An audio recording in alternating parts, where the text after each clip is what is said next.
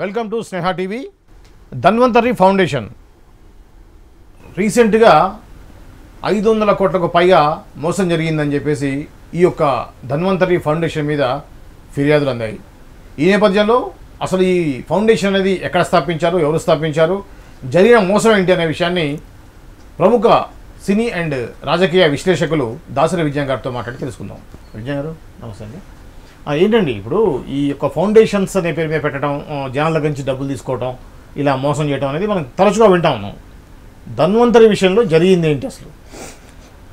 పొద్దున్న ఈరోజు లేవగానే ఒక పెద్ద కుంభకోణం, పెద్ద స్కాము, 540 కోట్ల భారీ స్కామ్ జరిగింది అని చదివాం.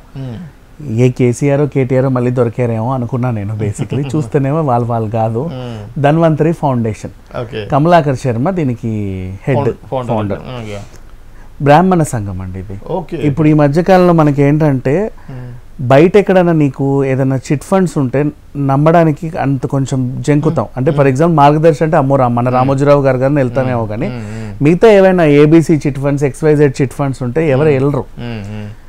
మన కులానికి సంబంధించిన చిట్ ఫండ్స్ ఎవడైనా రన్ చేస్తే అక్కడికి వెళ్తాం, ఒక చిన్న నమ్మకం, మనోడు ఏం చెయ్యట్లే అని, అంతే. అంటే ఇంకోటి మెయిన్గా ఈ శర్మ శాస్త్రి బ్రాహ్మణ్ సంబంధించిన వాళ్ళు ఎక్కువ ఇటువంటి చీటింగ్స్లో ఇన్వాల్వ్ కారు అనే ఒక నమ్మకం ఉంటుంది. కారు పాపం వాళ్ళు దాచుకుంటారు సొమ్ముని, అంటే మనోళ్ళు కదా అని చెప్పి దాచుకున్నారు. ధన్వంతరి ఫౌండేషన్లో సొమ్ము దాచుకుందామని. వీళ్ళకి ఏంటంటే ఒక అందమైన వెబ్సైట్ ఉంది. ఈ ఫౌండేషన్ ద్వారా ఏమేమి ఉన్నాయంటే ధన్వంతరి హాస్పిటల్ ఉంది, వీళ్ళకే ధన్వంతరి నిర్మాయం అని ఒకటి ఉంది, హెల్త్ బోర్డు ఉంది, స్వయంవరము, బ్రాహ్మణ జాగృతి, ఉపాధి అంటే జాబ్స్ కల్పించడం, కోర్సులు నేర్పించి జాబులు పెట్టడం వాళ్ళకే. ఆ కోర్సులు కూడా వీళ్ళే ఇంత ఫీజు అని పెడతారు, హాస్టల్ ఫెసిలిటీ ఇస్తారు, జాబులు కూడా పెట్టిస్తారు. Next Bhavya old age home for Brahmins. పాపం వాళ్ళకి ఏజ్ అయిపోయిన బ్రాహ్మణులకి అందరికి ఒక ఓల్డ్ ఏజ్ హోమ్ ఫ్రీగా. అనాథ బ్రాహ్మిన్స్ కి కూడా అనాథ ఆశ్రమాలు, సేవలు, ఇలాంటివన్నీ ఉన్నాయి. మళ్ళీ గో సంరక్షణ, బ్రాహ్మిన్స్ అంటే ఖచ్చితంగా ఇది కూడా ఉంటుంది. అండ్ అలాగే ఎడ్యుకేషనల్ ట్రస్ట్, ఎవరికైనా స్కాలర్షిప్లు ఇవ్వడం, పేద బ్రాహ్మణులన్నీ చదివించడం, ఇలాంటివన్నీ. సో ఒక ట్రస్ట్ చేయాల్సిన, ఫౌండేషన్ చేయాల్సిన అన్ని పనులు ఈ ధన్వంతరి చేస్తుంది. కానీ అలాగే ఇప్పుడు మనోళ్ళు చదివే, ఇప్పుడు ప్రతి సంఘం ఉంటుందండి, ఏబీసీ కులం సంఘం ఉంటుంది అనుకోండి, ఒక కుల సంఘం. ఇప్పుడు మనకు ఒక కుల సంఘం ఉంది. మనం ఇన్ని సేవలు చేయాలంటే మన కుల పొల్లే ఎన్ఆర్ఐలు ఏం చేస్తారంటే మనకు ఫండ్లు ఇస్తారు. ఇప్పుడు ఎన్ఆర్ఐలకి కూడా సేవ చేయాలని ఉంటుంది. ఎవరికి పడితే వాడికి ఇవ్వడు వాళ్ళు డబ్బులు. మనోళ్ళు ఏదో చేస్తున్నాడు అని చెప్పి మనోళ్ళకి ఇస్తారు, చెయ్యండి, అంతే కదా. ఈ రకంగా ఉంటుంది. ఇప్పుడు ఫర్ ఎగ్జాంపుల్ కాపు వాళ్ళకు సంఘం ఉంటుంది. కాపులకి పాపం పేద కాపులకి చదివించడము, వాళ్ళకి కోర్సులు నేర్పించి ఉద్యోగాలు పెట్టడము, వాళ్ళు ఏదైనా సిటీకి వస్తే కాపు భవన్ అని ఉంటే అక్కడే ఉంటారు వాళ్ళు, మనకు సంరక్షణ, మనల్ని బాగా చూసుకుంటారు, 3 పూట్ల తిండి పెడతారు, మళ్ళీ మనల్ని సేఫ్ గా పంపిస్తారు. వైశ్య సంఘం ఉంటుంది, అన్నిటికీ ఉంటుంది. మనకి అమీర్పేట కమ్మ సంఘం ఉంది, మన బంజారా ఇది ఏంటిది ఇక్కడ పెరికా భవన్ ఉంది ఖైరతాబాద్ లో రోడ్ పైన. ఇక్కడ కూడా ఒక సంస్థానం ఉంది, ఒక పెద్దది, బోల్డ్ ఉంటాయి. సిక్కులకి వాళ్ళకి ఒకటి ఉంటది, ముస్లిమ్స్ కి వాళ్ళకి ఒకటి ఉంటది, మదర్సా, అలా బోల్డ్ ఉంటాయండి. వాళ్ళకి విరాళాలు కూడా వాళ్ళు అడుగుతూ ఉంటారు ఓపెన్ గా, బోల్డ్ అంతమంది విరాళాలు ఇస్తూ ఉంటారు. ఆ విరాళాలతో సేకరించి వీళ్ళు ఏం చేస్తారు, పేదవాళ్ళకి ట్రీట్మెంట్ ఇవ్వడం, ఏదైనా హార్ట్ పోతే అది చేయడం, ఇట్లా. ఫౌండేషన్ అంటే తెలిసిందే కదా, అన్ని రకాల సేవలు ఉంటాయి. వాళ్ళ కులానికి సంబంధించిన వాళ్ళందరినీ మంచి చూసుకోవడానికి ఒక మంచి సంఘం. పైగా ధన్వంతరి ఫౌండేషన్ కమలాకర్ శర్మ కొంచెం వీళ్ళలో బాగా తెలిసిన ఆయన అని చెప్పేసి మనకి ఇప్పుడు ఈనాడు సంస్థలో రామోజీరావు ఎట్లనో వీళ్ళకి ఈయనట్ల అంత నమ్మకం. సో బాగా భారీగా ఫండ్స్ ఇచ్చారు. కానీ ఇవన్నీ తీసుకొని సంస్థ ఏదో చేస్తుంది, లెక్కలు సరిగ్గా చెప్పట్లేదు, వీడేదో అనుభవిస్తున్నాడు, సంథింగ్ ఏదో ఒక డౌట్ వచ్చింది ఎక్కడో.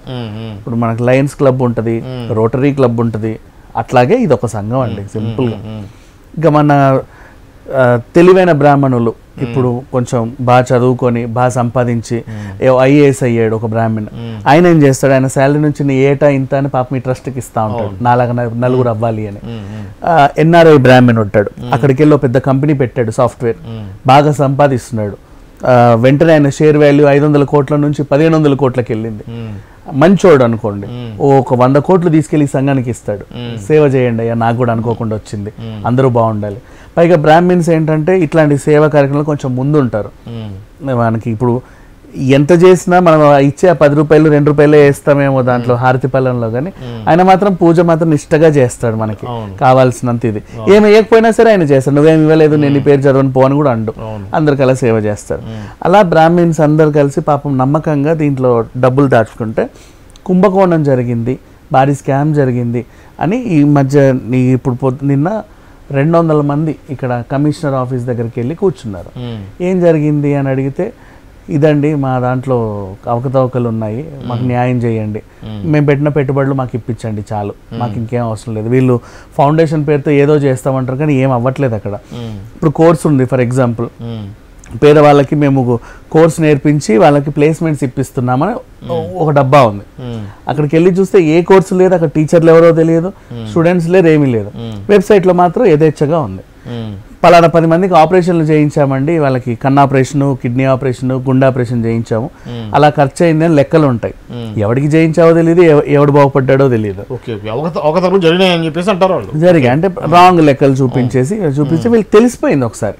మొత్తానికి ఎలా తెలిసింది అంటే, ఒక బాధితుడు తనకి ఏదో కావాల్సి వచ్చినప్పుడు, అవసరం ఉన్నప్పుడు సంస్థని ఇలా డోర్ కొడితే అట్లాంటి ఏమి ఉండవు పా అని వాళ్ళ మొహం మీద చెబితే, అదేంటి మనకు సంస్థ అంటే ఫండ్స్ వస్తాయి భారీగా, ఇన్ని ఉంటాయి, చెయ్యాలి కదా, వీళ్ళు ఎందుకు చేయట్లేదు అని చెప్పి ఆయనకి ఏదో డౌట్ వచ్చి కొంచెం కూపీ లాగితే, తీగలాగితే డొంకంత కదిలింది, వెళ్ళి కంప్లైంట్ ఇచ్చుకున్నారు. సో ధన్వంతరి ఫౌండేషన్ పెద్ద స్కామ్ అని చెప్పేసి ఇప్పుడు న్యూస్లో వస్తుంది ఆల్మోస్ట్. మరి ఆ కమలాకర్ శర్మని పట్టుకొని అసలు ఏంటి లెక్కలన్నీ, ఎక్కడెక్కడి నుంచి విరాళాలు వచ్చాయి, దాన్ని ఎలా ఖర్చు పెట్టారు, ఒక సంఘంలో ఉన్నప్పుడు అన్ని చెప్పుకోవాల్సిన బాధ్యత ఆయనకు కూడా ఉంది. ఏమేమి కార్యకలాపాలు నిర్వహించారు, మీరు ఎంత వాడుకున్నారు, వాళ్ళకి ఎంత ఇచ్చారు, ఏంటండి అసలు ఇప్పుడు ఎంత ఉంది, ఎవరెవరి వాటా ఎంత, ఇవన్నీ కూడా వాళ్ళు చెప్పుకోవాల్సిన పరిస్థితి ఉంది. 450 ఎకరాల దాకా తెలంగాణలో సిద్దిపేట ఏరియాలో ల్యాండ్ ఉందని, చాలా స్థలాలు ప్రాపర్టీస్ కూడా ఉన్నాయంటున్నారు కదా. చెప్పింది 514 540 కోట్లు ఫ్రాడ్ జరిగింది అంటున్నారు. సో సంస్థ ఆస్తులు కూడా అదే విధంగా ఉన్నాయి కదా. ఉన్నాయి. ఇప్పుడు వీళ్ళకి ఎక్కడెక్కడ బ్రాంచ్లు ఉన్నాయో చెప్పుకుంటూ పోతే బోల్డ్ అన్ని బ్రాంచ్లు. రిజిస్ట్రేషన్ ఆఫీస్ ఏమో రాజేంద్ర నగర్లో ఉంది, తర్వాతనేమో ఇక్కడ మన బాగంబర్పేటలో ఒక అడ్మినిస్ట్రేటివ్ ఆఫీస్ ఉంది. ఇకపోతే ఇండియాతో సహా ఇండియాలో ఆంధ్రప్రదేశ్, తెలంగాణ, కర్ణాటక, ఢిల్లీ, ముంబై, ఆంధ్రప్రదేశ్లో కూడా మళ్ళీ Rayalaseema zone, Vizag zone, Vijayawada zone, Prakasam zone, east Godavari zone, మళ్ళీ తెలంగాణలో హైదరాబాద్, సౌత్ తెలంగాణ, మళ్ళీ south Telangana zone 2, north Telangana, కర్ణాటకలో పోలిస్తే state branches Bengaluru service centres, Delhi ఒకటే బ్రాంచ్ ఉంది, ముంబైలో ఒక అడ్మినిస్ట్రేటివ్ సర్వీస్ సెంటర్ ఒకటి ఉంది ఆల్మోస్ట్. ఇకపోతే యూకేలో ఉంది, యుఎస్ఏలో ఉంది, యుఏఈలో కూడా ఉంది. దీంట్లో లేదు, ఈ మూడిట్లో ఓపెనింగ్ అవర్ బ్రాంచ్ సూన్ అని పెట్టారు. ప్రెసెంట్ ఇండియాలో రన్ అవుతుంది. యూకే, యుఎస్ఏ, యుఏలో ఓపెనింగ్ సూన్ అంట అని పెట్టుకున్నారండి. వెబ్సైట్ మాత్రం అందంగా ఉంది, ఎవరైనా చూడు ధన్వంతరి ఫౌండేషన్ కొడితే వచ్చేస్తుంది, డీటెయిల్స్ అన్ని వస్తాయి. మేము ఇన్ని కోర్సులు పెట్టాము, కోర్సుకి ఇంత ఫీజు, జాయిన్ అయ్యే వాళ్ళు ఇలా జాయిన్ అవ్వాలి, వాళ్ళకి ఇలా చేస్తాం అలా చేస్తాం అని చెప్పేసి అయితే అన్నీ ఉన్నాయి. అంటే బ్రోచర్ మాత్రం పర్ఫెక్ట్ గానే ఉంది, దాని ఇంప్లిమెంటేషన్లో అవకతవకలు జరిగాయి అని ఇప్పుడు బయటకు వచ్చింది. మరి ఇప్పుడు వీళ్ళు చెప్పేదాన్ని బట్టి ఏముందో అనేది మనం తవ్వి తీసే అవకాశం ఉంటే వీళ్ళేమో కనబడి చావట్ల. సో స్కామ్ జరిగింది, ఇంకేం చేయాలి, ఇప్పుడు వీళ్ళకి న్యాయం చేయాలి. ఎలా న్యాయం చేద్దాం అని చూసుకుంటే వీళ్ళకంటే ఇప్పుడు మనం చదివినటువంటి ఆఫీసులు ఉన్నాయి కదా, దాంట్లో ఒక 2-3 సొంత భవనాలు ఉన్నాయి, అది వీళ్ళు ఆస్తే. గో సంరక్షణ కానీ దానికని భూములు తీసుకున్నారు, హాస్పిటల్ కానీ భూములు, ఇక సిద్దిపేట దగ్గర కొంచెం ల్యాండ్, దేనికో ల్యాండ్లు ఉన్నాయి, వాటిని అటాచ్ చేసుకున్నారు. ఇప్పుడు దీంట్లో మనీ ట్రయల్లో అవన్నీ చూసి దానికి అమౌంట్ ఎంత వస్తుందో చూసుకొని దాన్ని వేలం వేసి ఆ వచ్చే సొమ్ముని ఈ రిజిస్టర్డ్ బాధితులు ఎవరైతే ఉంటారో వాళ్ళకి అప్పచెప్దామని అనుకుంటున్నారు యాజ్ ఆఫ్ నౌ. మరి వీళ్ళు పెట్టిందంతా ఒక్కొక్కరికి తిరిగి వస్తుందా, కనీసం దాంతో వీళ్ళు సంతృప్తి చెందుతారా లేదా అనేది తెలియాల్సి ఉంది. ఇట్లాంటి జరిగినప్పుడు రేషియో ప్రకారం వస్తుంది, రేషియో ప్రకారం వస్తుంది. 100 కోట్లు ఉంది అంటే 100 కోట్లు వచ్చిందంటే బై 5 చేస్తారు అంతే. అంతే అంటే ఏదో వచ్చిందిలే అన్నట్టుగా హ్యాపీ ఫీల్ అవ్వాలి. ఇప్పుడు చైన్ స్నాచింగ్ జరుగుద్దండి, గోల్స్ లాక్కెళ్తాడు, వాడిని పట్టుకుంటారు, నాది 3 తులాలు పోయిందండి అని ఆవిడ అంటది. ఆడు అమ్ముకున్న తర్వాత దాన్ని కరిగించి అమ్ముకుంటే వాడి దగ్గర ఇంతే ఉంటది, అదే రికవరీ చేసి వీళ్ళకి ఇస్తారు, అంతే కదా. ఇది అండి తాజాగా ధన్వంతరి ఫౌండేషన్ సంబంధించినటువంటి స్కామ్ ఏదైతే ఉందో దానికి సంబంధించిన వివరాలు. మరో విషయంతో మళ్ళీ కలుద్దాం, అంతవరకు చూస్తూనే ఉండండి స్నేహ టీవీ. ధన్యవాదాలు.